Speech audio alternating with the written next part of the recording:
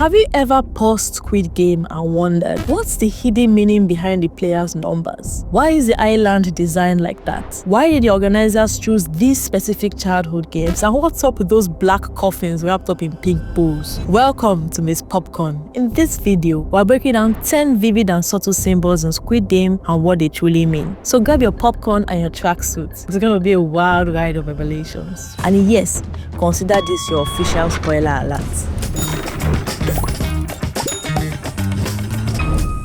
Number 1. The mazes. The first time we see all the players together in Squid Game, they wake up wearing identical green tracksuits with numbers. They are packed into a dormitory-like room with rows of bunk beds. It's like a giant sleepover, except with none of the fun and all of the terror. From there, the players are led through colorful maze-like hallways. Some doors lead to dead ends, while others open into the game rooms or different parts of the island. These mazes are a brilliant symbol of the journey the players are about to endure. What the mazes really reflect is the illusion of autonomy. The players are constantly forced to make choices without knowing what is ahead. They think it's a democratic process, but they're actually trapped in a carefully predetermined system. Every decision only brings them closer to the center of the system's control. A clear example of this illusion of control happens when the players are given the option to vote on whether or not the game should end. On the surface, it seems fair and empowering. It feels like the players have a say in their fate, but the reality is far darker. The system is rigged to ensure that the games go on no matter what. Even if the players manage to escape temporarily, their desperate situations outside the game practically guarantee that they will come back. In the end, the players are just pawns trapped in a maze. Number 2.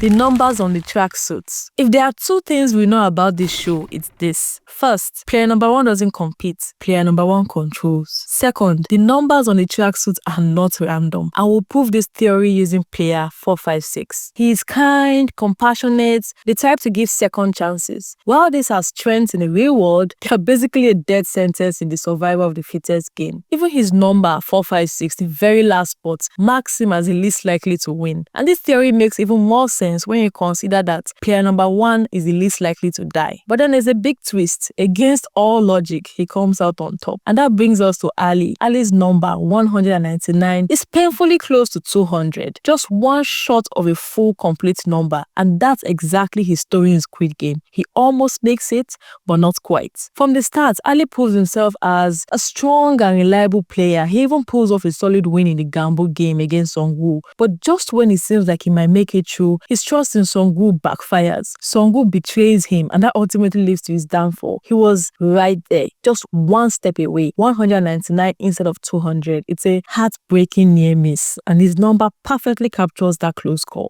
सांगू कहाँ है? मैंने सब कुछ check कर लिया।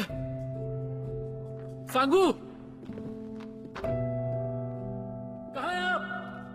Number 3. Tug of War. Why was this particular game played? Who will tell you? It was a strategic move, both the game itself and when it was played. At the game briefing, when it was announced that each team needed 10 players, the men immediately started to seek out other men, thinking that raw strength was the most important factor. Women and the elderly were dismissed as liabilities, but when the game began, the team with 3 women still managed to defeat seemingly stronger teams, all because All Ilnam introduced a strategy that focused on positioning, balance, and teamwork. Tug of War symbolized the unpredictability of the game and how survival in Squid Game sometimes required unity, however brief. But beyond the lesson in teamwork though, this game served another purpose. It briefly united the players, only because the organizers wanted to tear those bonds apart in the very next round. Number 4.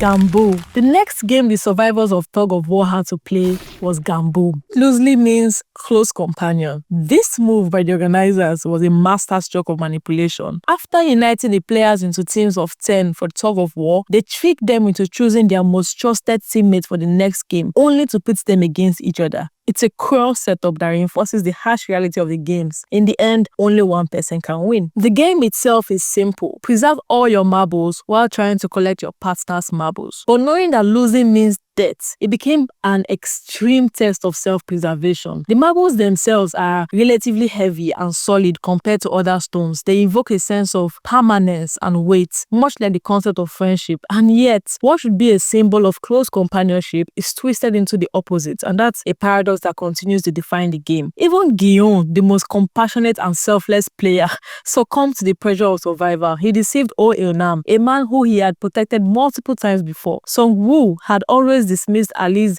respectful reference to him as Sir, ended up exploiting Ali's trust to secure his own survival. These betrayals show how desperation erodes even the strongest bonds. But for the girls, Ggambu played out differently. Instead of scheming or deception, they spent the first part of their game bonding, opened up about their lives and shared pieces of themselves no one else in the game had seen. Their partnership became a moment of genuine connection, and then in a really heartbreaking act of selflessness, one of them willingly sacrificed herself so her partner could win. It's such a stark contrast, right? Betrayal on one side, selflessness on the other. This moment is a profound commentary on human nature. It shows how relationships can completely fall apart under pressure, or in rare occasions, shine in acts of ultimate sacrifice. Number 5, the piggy bank as a false god. Remember the huge piggy bank hanging high above the dormitory? It holds all the accumulated prize money. What is striking is that it is hung so high, so the players are constantly looking up at it.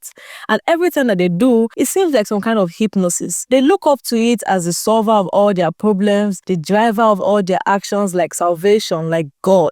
It's a mind game. The organizers are well aware of this psychological pull, and they use it to their advantage. They strategically call for a vote on whether to continue the game only after the piggy bank has been filled with the money accumulated from eliminated players, knowing fully well the irresistible effect it has on them. It's a perfect trap, exposing how the promise of wealth can override reason, morality, and even survival instincts. But that's not the only place we see the piggy bank. In season 2, when the frontman was speaking to Ggambu in the car, the speaker he uses is shaped like the piggy bank, and through it, he delivers a cold, godlike decree about the eliminated players. He says they weren't victims, they simply lost. To him, they are trash, useless in society. The world has always been that way and will always be that way. At that moment, the piggy bank is a symbol of ultimate power, control, and the twisted logic that keeps the game running. Number 6, the final Squid Game. The last 3 players started in season 1 were Song-gyeon, Song-woo, and a badly injured Se-byuk. Song-woo wasted no time in eliminating Se-byuk, while Song-gyeon desperately tried to get help for her. This moment shattered Song-gyeon because, unlike Song-woo, he hadn't yet come to terms with the harsh reality of the games. Only one person will make it out alive. Song-gyeon was enraged by what he saw as Song-woo's betrayal, not just of Se-byuk, but of the bond they had formed. It hurt him that her death wasn't the result of losing a game. It was a direct consequence of Song-woo's ruthless action. It showed us the length Song-woo was willing to go for survival. By killing Se-byuk, he embodied the irreversible moral decay that was required to win. And this anger ties directly to the final game. Se-byuk's death served as the emotional fuel for Ggambu's aggression during the game. When he was asked to choose offense or defense, without missing a beat, he chose offense. This was not about strategy. He was not competing. It was driven by personal anger and a desire to make Song-woo pay. His fierce attacks showed that he wasn't even playing to win. He was avenging the betrayal and the loss of someone he had come to care for. Song-gyeon played fiercely and he defeated Song-woo, and he could have killed him, but instead, he chose to quit the game and even attempted to help Song-woo, hoping that they could walk away alive.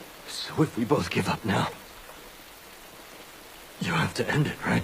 This symbolizes Ggambu's refusal to let the game dictate his morality, even at the expense of his own victory. This moment really highlights a key theme in the show, the bloodline between survival and morality. While Ggambu and Song-woo both wanted to win, Ggambu never fully crosses into moral bankruptcy, unlike Song-woo. Squid Game, the final game in season 1, symbolizes the true cost of survival. For Song-woo, it was his humanity. For Ggambu, it was the loss of those he cared about. Number 7, the gift boxes. Oh yes, these unusual boxes. The eliminated players in Squid Game were taken away in black boxes with pink ribbons. These boxes resemble coffins, but with a twist. They look like gift boxes. This same design is used for invitations sent to previous players to return to the game, like the one Ggambu received through the rose seller, or the one we see in the front man's room when his brother Junho is searching for him. What is unsettling is that, at first glance, these gift boxes are associated associated with hope and opportunity, only to reveal that they actually represent death and finality. And this perfectly captures Squid Game. The boxes represents the false promise of hope, which ultimately always leads to doom.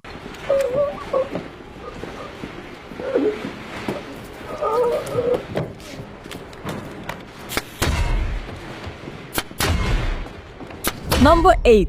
The VIPs. The VIPs are mentioned repeatedly throughout the game, and this builds anticipation for their arrival. When they finally show up, it's hard to miss the message. They are scotch-drinking rich white men who instantly symbolize power, privilege, class division, and exploitation. Put a lot of money on that dickhead to win. How much did you bet? $1 million. Later, we learn from Ilnam that he created this game as entertainment specifically for these ultra-wealthy clients. In their world, money buys everything, even humanity. This game is the ultimate symbol of the wealthy's extreme detachment from the suffering of the poor. To them, the less fortunate are not individuals with lives and intrinsic value. They are commodities to be gambled with for their entertainment. During the final games, all of them decides to seek a different kind of fun by taking a guard to his room, highlighting their disregard for boundaries or humanity. Another time, a player uses his professional experience as a glass manufacturer to navigate the glass bridge game. The VIPs complain that it's becoming too predictable, and the organizers respond by dimming the lights to make it harder, just to ensure that the VIPs remain entertained. By the second season, they take things even further, adding players like a pregnant woman, an elderly woman and her son, and a transgender player, purely to add more drama for the VIPs' sick amusement. And of course, the VIPs justify this cruelty with a warped belief that human beings are inherently selfish. They think that if the roles were reversed, others wouldn't behave any differently. For them, the games serve as a twisted experiment, watching people battle for the mere possibility of wealth and the length they will go to ascend the class divide only reinforces their belief that they are right about humanity's selfish nature. These VIPs symbolize the worst excesses of capitalism, a world where the wealthy exploits the vulnerable for amusement, revealing the dehumanizing nature of unchecked power and privilege. Number 9. The six-legged pentathlon. This is easily our favorite game in the second season. The first two participating teams failed miserably and they were simultaneously eliminated. Now, because everyone could see how tough and multi-layered the game was and the odds of winning were really low, they all rooted for a team to prove that victory was possible. They cheered vigorously for the next team, celebrating every win at each stage. And when the team finally made it to the fifth game, it was pure pandemonium, like winning the FIFA World Cup or celebrating a new year. They cheered loudly and they hugged one another in excitement. In that moment, the victory symbolized the possibility of winning for everyone, and this highlights how the players could come together, even if temporarily, for a shared benefit. It was refreshing to see them united, especially after witnessing how vicious they had become in their fight for the money. They stood there, rejoicing together in a playground decorated with rainbows. They transcended teams, alliances, and genders to cheer for each other. And maybe that's what the rainbow symbolized, that fleeting unity, a moment where differences no longer mattered. But of course, it didn't last for long. Number 10, voting. One of the biggest changes in season 2 compared to season 1 is the introduction of a vote after each game to decide whether to stay or leave. An experiment that turns out to be fascinating. We like to think red light, green light is the perfect inauguration game. It forces the players to immediately understand what they've gotten themselves into. And after the game, the survivors are usually desperate to go home until the piggy bank appears, and that shifts their priorities. And just as this mind shift happens, they are immediately forced to vote. And now this means that the players have to wear visible evidence of their votes. It mirrors the structure of democracy and instantly creates divisions and alliances based on their choices. The organizers understand this very well. They only call for a vote after reminding the players how many people have died, revealing how much has been added to the grand prize, and then dramatically filling the piggy bank, fully aware that it would influence their decisions. This symbolizes the power of individual choices affecting an entire population, yet each vote is ultimately driven by personal interests. Those who voted to stay knew the risk. They understood that they could die, but they convinced themselves that just one more game will be enough, that they would live with just the right amount of money. In reality, as long as the piggy bank keeps filling up, we all know that there's always going to be a next game. Over the course of the game, another 110 players were eliminated, bringing the total prize money to 20.1 billion won.